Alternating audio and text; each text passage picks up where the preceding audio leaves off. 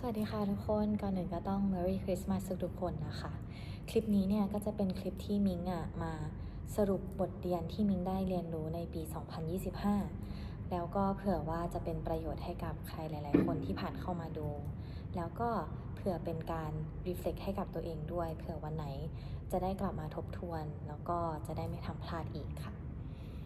ก่อนหนึ่งก็ต้องบอกว่าปี 2025 เนี่ยเป็นปีที่เกิดการเปลี่ยนแปลงครั้งใหญ่กับชีวิตของมิงนะคะตั้งแต่ต้นปีเลยอย่างแรกเลยก็คือเป็นสิ่งที่แบบส่งผลกับชีวิตของมิงมากที่สุดก็คือมิงเลือกที่จะเดินออกจากความสัมพันธ์ที่คบกันมา3 ปีกว่าๆหรือก็คือเลิกกับแฟนนะคะอย่างที่สองก็คือมิงเปลี่ยนที่ทำงานค่ะถึงแม้ว่าเนื้องานมันจะค่อนข้างคล้ายๆเดิมเหมือนเดิมแต่ว่ามันมีความรับผิดชอบที่มากขึ้นแล้วก็เป็นอะไรที่ท้าทายเป็นอะไรที่ใหม่ๆสำหรับชีวิตมิงมากๆก็ขอเริ่มต้นที่เรื่องแรกก่อนเลยนะคะก็คือหลังจากที่มิงเลิกกับแฟนเนี่ยถึงแม้ว่ามิงจะเป็นคนเดินออกมาเองแต่ว่ามันแบบเสียใจมากๆแต่ว่าจากความเสียใจครั้งนี้นะคะมันทำให้มิงได้รักตัวเองในแบบที่ไม่เคยรักมาก่อนเลยมิงมีควิซสั้นๆมาให้ทุกคนทำค่ะ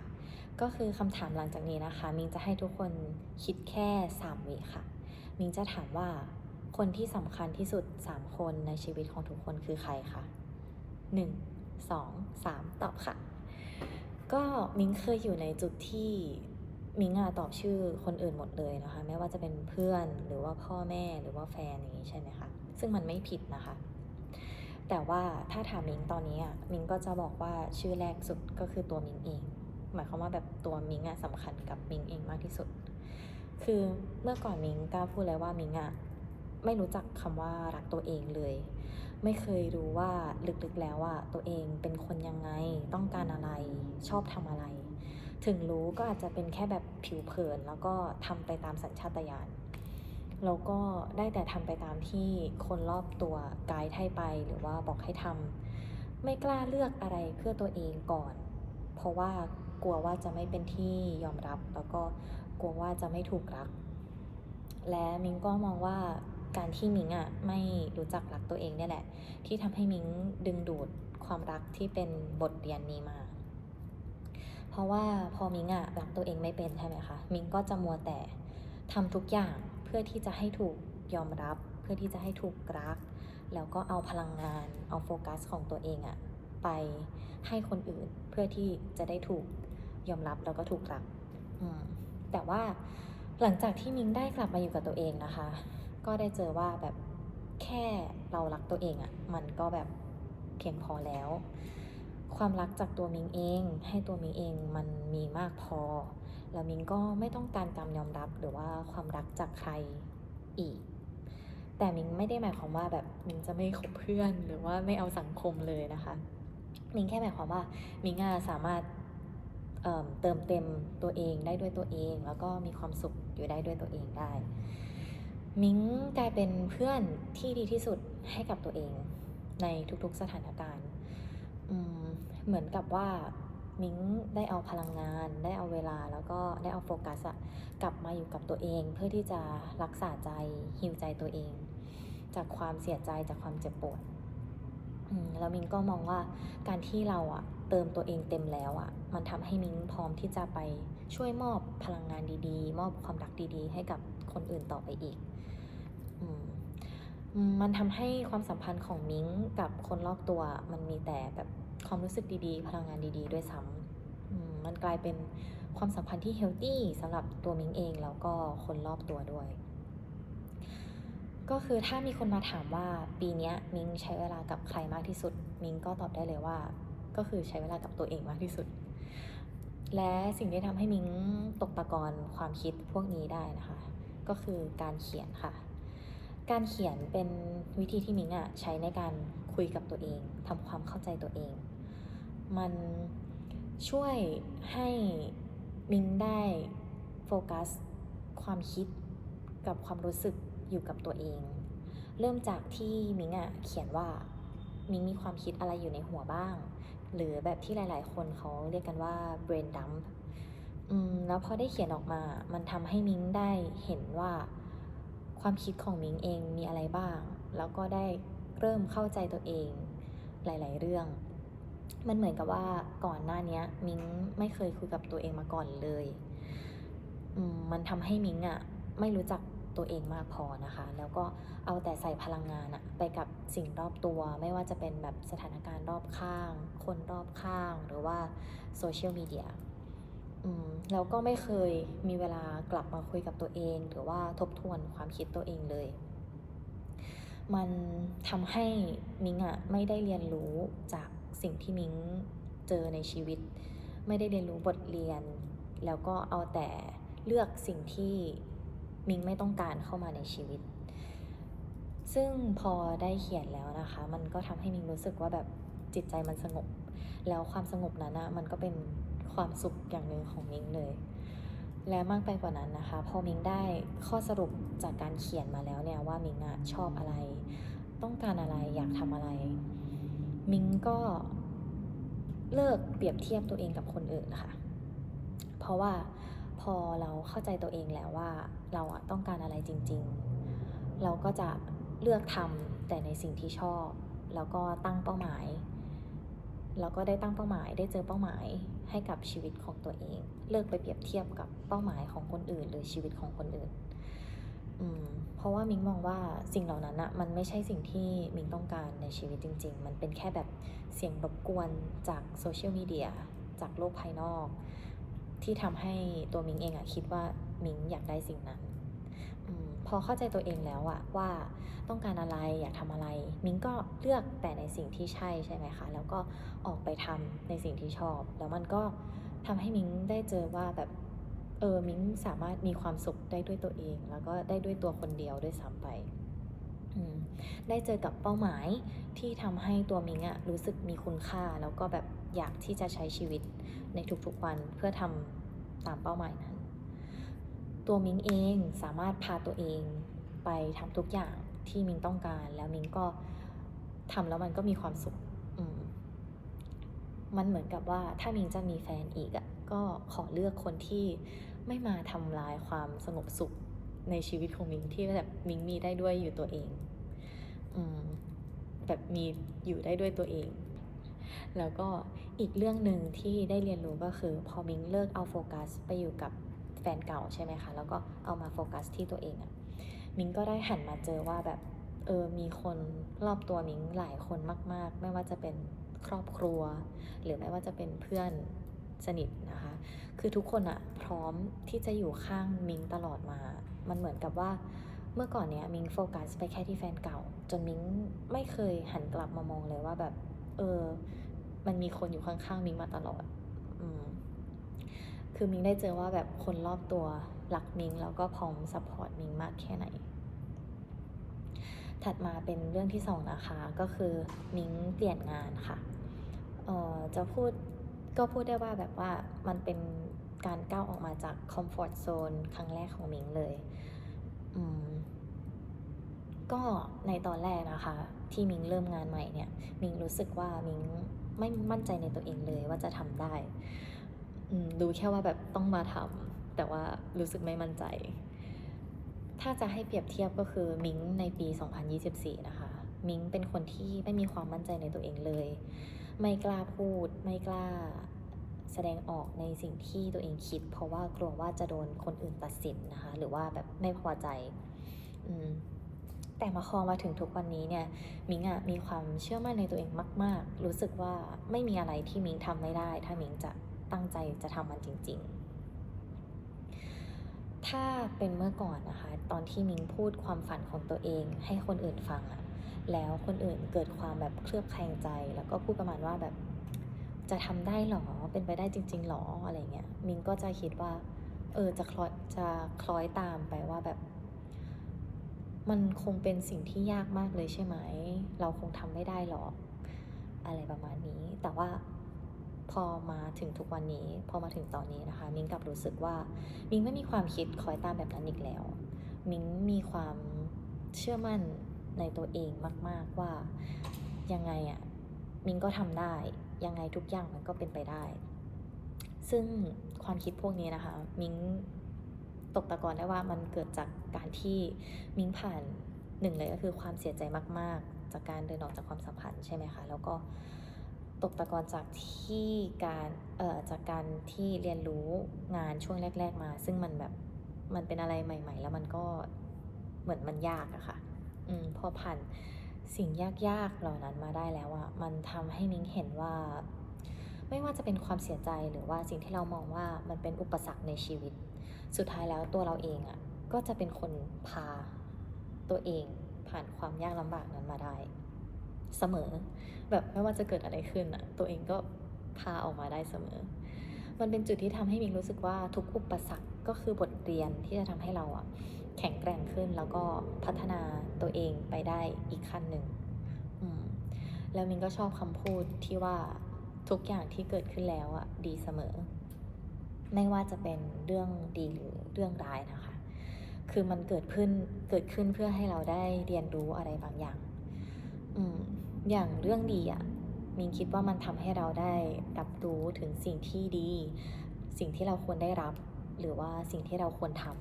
ำส่วนของเรื่องร้ายนะคะ มันก็เข้ามาเป็นบทเรียนให้กับเราว่า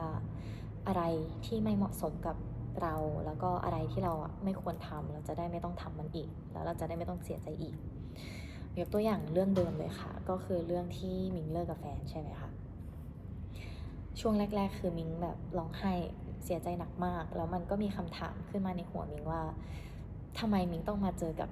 ความเจ็บปวดเสียใจขนาดนี้ด้วยทำไมมิงต้องมีความทุกข์ขนาดนี้อะไรประมาณนี้แล้วหลังจากที่ได้คิดแล้วก็ได้ตกตะกอนความคิดนะคะมันก็ได้เข้าใจว่าแบบมันคือคำว่าเจ็บและจำอะการที่เราเสียใจอ่ะมันจะได้จำแล้วก็ไม่ทำมันอีกมันหมายความว่ามิงต้องถอดบทเรียนจากความสัมพันธ์ที่เกิดขึ้น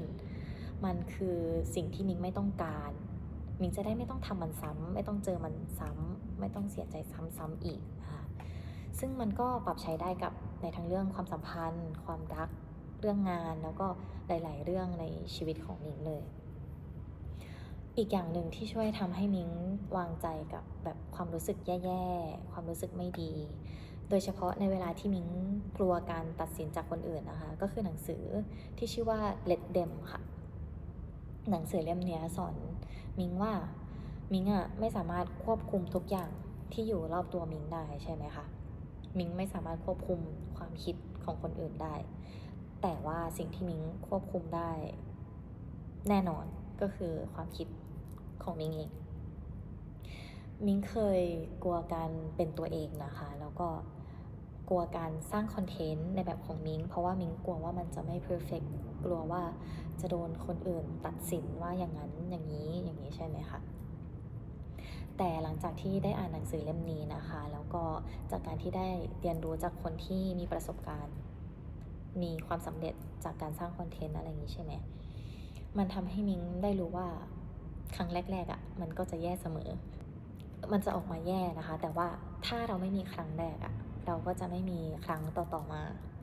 คือเราแค่ต้องกล้าเริ่มทำแค่กล้าเริ่มทำมันก็ทำให้เราได้เติบโตขึ้นแล้วนะคะเพราะว่าเราจะได้เรียนรู้จากความผิดพลาดในครั้งแรกๆคือมันไม่มีใครมาเก่งมาตั้งแต่เริ่ม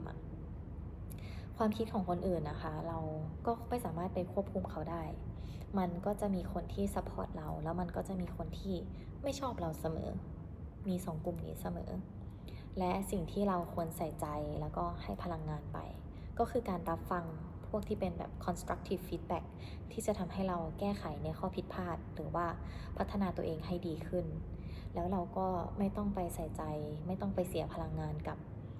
คำพูดแย่ๆแบบไม่มีเหตุผลหรือการตัดสินจากคนที่เขาไม่ได้ซัพพอร์ตเราเราไม่ควรเอาพลังงานไปใส่ตรงนั้นแต่แน่นอนว่ากว่ามิงจะเปลี่ยนตัวเองให้กลับมามีความมั่นใจในตัวเองแล้วก็เชื่อมั่นในตัวเองขนาดนี้นะคะมิงก็ผ่านการฝึกความคิดของตัวเองแล้วก็ใช้เวลาเปลี่ยน mindset ให้ตัวเองก็คือนานอยู่เลยค่ะเหมือนกับในหนังสือ Atomic Habits นะคะที่เขาบอกว่าการที่เราจะเปลี่ยนตัวเราเองมันต้องเปลี่ยนมาจากตัวตน ข้างในของเราจริงๆไม่ใช่แค่บางพฤติกรรมหรือบาง progress นะคะคือมันต้องเปลี่ยนจากตัวตนข้างในของเราเลยและสิ่งที่มิ้งใช้ในการเปลี่ยนนะคะก็คือการเขียนอีกแล้วค่ะ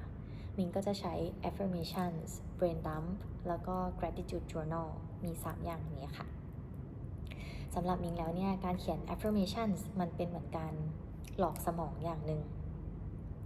เคยได้ยินไหมคะว่าสิ่งที่เราพูดออกมาให้กับตัวเองได้ฟังหรือสิ่งที่เราคิดเป็นประจำมันทรงพลังมากๆมันสามารถเปลี่ยนตัวตนแล้วก็เปลี่ยนความคิดของเราให้เป็นคนแบบที่เราคิดได้จริงๆสำหรับมิ้งแล้วการที่มิ้งบอกตัวเองซ้ำๆด้วยการเขียนนะคะแล้วก็คิดบอกตัวเองให้มิ้งกลายเป็นคนที่มีความมั่นใจแล้วก็เชื่อมั่นในตัวเองมิ้งก็จะเขียนซ้ำๆนะคะว่าแบบ I am confident I am capable of doing anything that I want and I will do it because I can มันเป็นเหมือนการพูด pep talk ให้กับตัวเองให้ตัวเองฮึกเหิมแล้วก็แบบมีกำลังใจในการออกไปใช้ชีวิตในแบบที่เราเขียนไว้ในแบบที่เราบอกตัวเองไว้ว่าเราเป็นคนแบบไหนแล้วการทำซ้ำๆคิดซ้ำๆแบบนี้วนไปเรื่อยๆทุกๆวันนะคะมันทำให้มิ้งกลายเป็นคนที่มีความมั่นใจแล้วก็เชื่อมั่นในตัวเองได้จริงๆมันก็คล้ายๆกับมันคือเลยแหละมันคือ fake it till you make it mindset และตัวตนของมิ้งมันเปลี่ยนไปได้จากการเขียนจริงๆค่ะในส่วนของการวางใจนะคะแล้วก็การทิ้งความรู้สึกแย่ๆมิ้งก็จะเขียนเป็น brain dump กับ gratitude journal ค่ะ brain dump เนี่ยมิ้งก็จะเขียนทุกๆความคิดในหัวออกมาเลยนะคะความคิดแย่ๆความรู้สึกแย่ๆว่าตอนนี้รู้สึกแย่ยังไงมันเกิดจากอะไรเงี้ยมิ้งก็จะเขียนออกมาให้หมดลงบนกระดาษแล้วเวลาที่เราโฟกัสกับการเขียนนะคะมันจะทำให้ความคิดของตัวเรามันดึงออกมาอยู่ที่การเขียนแทนที่เราจะไปเสียใจหรือว่าแทนที่เราจะอยู่กับความรู้สึกแย่ๆมันจะเปลี่ยนโฟกัสมาอยู่กับการเขียนแทนและอย่างที่มิ้งบอกเลยนะคะว่าการเขียนมันทำให้มิ้งได้คุยกับตัวเองแล้วก็ได้ตกตะกอนความคิดถึงบทเรียนที่เราควรจะได้รับรู้แล้วก็จะได้ไม่ทำซ้ำอีกแต่มันก็ยังมีวันที่มิ้งรู้สึกว่ามันยากมันเหนื่อยที่จะผ่านไปได้ใช่ไหมคะแล้วก็รู้สึกว่าเป้าหมายมันอยู่ไกลมากๆไกลไปหมดซึ่งมิ้งก็จะใช้การเขียน gratitude journal เพื่อปรับอารมณ์แล้วก็ทำให้จิตใจมิ้งสงบค่ะยกตัวอย่างเช่นการเขียนขอบคุณในทุกๆอย่างที่เป็นสิ่งดีๆที่เกิดขึ้นในวันนี้นะคะยกตัวอย่างเช่นมิ้งก็จะเขียนว่าวันนี้รู้สึกขอบคุณที่ได้เดินไปเจอแมวส้มวันนี้รู้สึกขอบคุณที่ได้เห็นท้องฟ้าสวยๆหรือว่าขอบคุณที่ได้กินชานมไข่มุกอร่อยๆแต่ว่าถ้าวันไหนเนี่ยไม่ได้ออกไปไหนหรือว่าไม่ได้เจออะไรดีๆนะคะมิ้งก็จะเขียนว่าขอบคุณที่วันนี้มิ้งยังมีลมหายใจขอบคุณที่วันนี้มิ้งยังมีข้าวให้กินแล้วก็ขอบคุณที่วันนี้มิ้งยังมีร่างกายที่แข็งแรงอยู่เวลาที่มิ้งเครียดนะคะแล้วได้เขียน gratitude journal เนี่ยมิ้งจะรู้สึกดีขึ้นทันทีเลยค่ะเพราะว่ามันคือการเขียนจากการที่เราได้รับสิ่งดีๆมาแล้วเพราะฉะนั้นเราก็จะรู้สึกดีไปตามไปด้วยตามที่เราเขียนนะคะก็คำพูดมากมายนะคะแต่ว่าความหมายก็คือสิ่งที่จะได้ไปต่อในปี 2026 แล้วก็ปีต่อๆไปเนี่ยก็คือการเขียนค่ะการเขียนทำให้มิ้งได้กลับมารักษาใจของตัวเองการเขียนทำให้มิ้งกลับมารักตัวเองแล้วก็เข้าใจตัวเองนะคะการเขียนเนี่ยทำให้มิ้งได้เจอเป้าหมายในชีวิตการเขียนทำให้มิ้งได้เปลี่ยนตัวเองจากเป็นคนที่ไม่มีความมั่นใจมามั่นใจแล้วก็มีความเชื่อมั่นในตัวเองมากขึ้นการเขียนทำให้มิ้งได้ตกตะกอนความคิดแล้วก็เรียนรู้บทเรียนจากเรื่องราวที่ผ่านเข้ามาในชีวิตและมันทำให้มิ้งพัฒนาตัวเองไปเป็นคนที่ดีขึ้นในทุกๆวันค่ะมิ้งก็เลยอยากจะมาชวนทุกคนให้เขียนนะคะเพื่อที่จะได้เรียนรู้ ตัวตนของตัวเองแล้วก็ได้รักตัวเองในแบบที่ทุกคนเป็นค่ะเพราะว่าการรักตัวเองมันทำให้เราเลือกแต่สิ่งที่เหมาะสมเลือกแต่สิ่งที่เราต้องการแล้วก็ไม่ไปเสียพลังงานให้กับเสียงรบกวนจากภายนอกค่ะสุดท้ายนี้นะคะมิ้งก็อยากจะฝากข้อความให้กับทุกๆคนที่คอยซัพพอร์ตมิ้งตลอดมาถึงแม้ว่าก่อนหน้านี้มิ้งอาจจะมองไม่เห็นบ้างนะคะเพราะว่ามัวแต่ไปโฟกัสผิดจุดเนาะแต่ว่ามิ้งรู้สึกขอบคุณจากใจจริงที่ทุกคนคอยอยู่ข้างๆมิ้งเสมอขอบคุณที่ให้พลังงานดีๆกับมิ้งเสมอมานะคะแล้วก็ขอให้ทุกคนได้เจอแต่สิ่งดีๆแล้วก็ได้เจอความสุขความสงบในจิตใจแบบที่ทุกคนให้มิ้งมาเหมือนกันค่ะก็ Merry Christmas and Happy New Year ค่ะถ้าชอบเรื่องการฮีลใจเรื่องการรักตัวเองหรือว่าการพัฒนาตัวเองแบบไหนก็อย่าลืมมาคอมเมนต์พูดคุยกันได้นะคะอยากให้ทำคอนเทนต์ประมาณไหนก็บอกกันได้ค่ะขอบคุณที่รับฟังกันมาจนจบค่ะบ๊ายบาย